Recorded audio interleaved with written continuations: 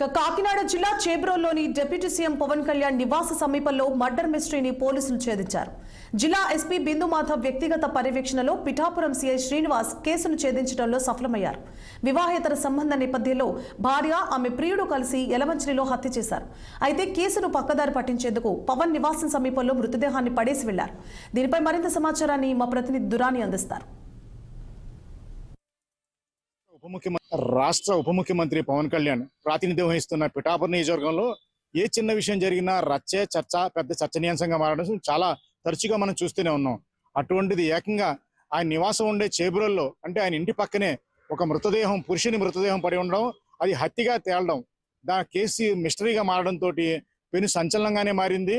అయితే కాకినాడ జిల్లా ఎస్పీ బిందు మాధవ్ స్వయంగా పర్యవేక్షిస్తూ ఏ విధంగా కేసును ఛేదించాలి, ఎందుకంటే ఇది రాష్ట్ర వ్యాప్తంగా చర్చనీయాంశంగా మారిన కేసులో స్వయంగా ఉప ముఖ్యమంత్రి పవన్ కళ్యాణ్ ఇంటి సమీపంలో పడి ఉన్న ఒక బాడీ, అంటే మర్డర్ చేసిన బాడీ ఏ విధంగా ఛేదించాలి అని దీని మీద చాలాసేపు తర్జన పడి తన స్వీయ పర్యవేక్షణలో పిఠాపురం సిఐ శ్రీనివాస్ నియమించారు.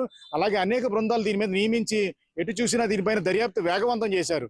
అయితే మార్చి 3వ తేదీన జరిగిన ఈ బాడీ దొరికింది. ఇది యాక్చువల్గా చెప్పాలంటే పవన్ ఇంటి సమీపంలోనే.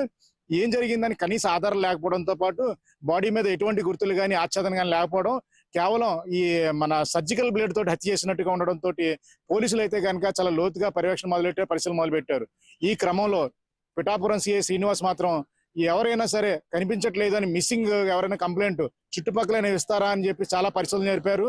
అయితే అనుకోకుండా అనకాపల్లి జిల్లా యలమంచిలిలో ఒక తంగెళ్ల లవరాజు అన్న వ్యక్తి కనిపించడం లేదంటూ అతని తల్లి ఫిర్యాదు చేయడం, ఆ ఫిర్యాదు ఆధారంగా పోలీసులు ముందుకెళ్లడంతో ఒక విషయం మాత్రం చాలా బయటపడింది. కేసు మర్డర్ కేసు ఏకంగా ఛేదించబడింది.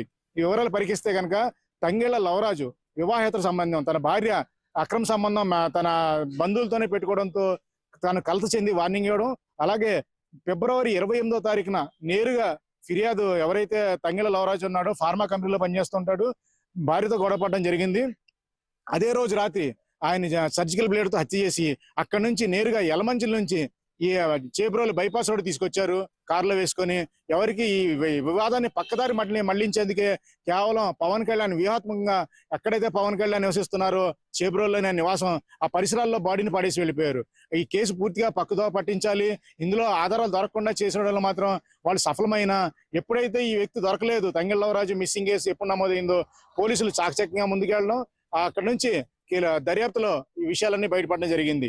కాకినాడ జిల్లా ఎస్పీ బిందు మాధవ్ చేసిన పర్యవేక్షణ కానీ, పిఠాపురం సిఐ శ్రీనివాస్ లోతైన పరిశోధన, మొత్తం మీద వివాదాస్పదం, ఛేదింపబడకుండా ఉండిపోయిన కేసు మాత్రం మర్డర్ మిస్టర్ కేసు చాలా సునాయాసంగా ఛేదింపబడింది. ఫిబ్రవరి 28న హత్య జరగడం, మార్చి 3వ తేదీన బాడీ పవన్ కళ్యాణ్ ఇంటి సమీపంలో దొరకడం, ఆ తర్వాత ప్రస్తుతం ఈ ఏప్రిల్ 30వ తారీఖు 28 ఆ పరిసరాల్లో కేసు మొత్తం ఛేదింపబడ్డం మాత్రం పోలీసుల గొప్ప విజయంగానే భావించాలి. అలాగే త్వరలో మరిన్ని వివరాలు రాబట్టడం, వివాహేతర సంబంధానికి ముఖ్య కారణంగా పోలీసులు తేల్చినప్పటికీ ఇంకా మరిన్ని విశేషాలు బయట రావాల్సిన అవసరం ఎంతైనా ఉంది. వీడియో జర్నలిస్ట్ చిన్నితో నదీం ఖాన్ దూరాని, కాకినాడ. ఇక నిజామాబాద్ జిల్లాలో వీడీసీల